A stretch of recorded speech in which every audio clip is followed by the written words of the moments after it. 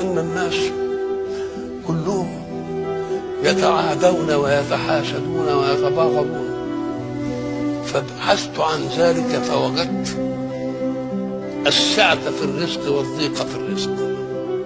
فلما قرأت قول الله سبحانه وتعالى ونحن قسمنا بينهم معيشتهم في الحياة الدنيا فألغيت الغل والحقد، عرفت أن الناس يتعادون، كل واحد عدو الثاني عدو. فلما سمعت قول الله إن الشيطان لكم عدو فاتخذوه عدوا، تركت عداوة الإنسان ووجهت عداوتي كلها للشيطان.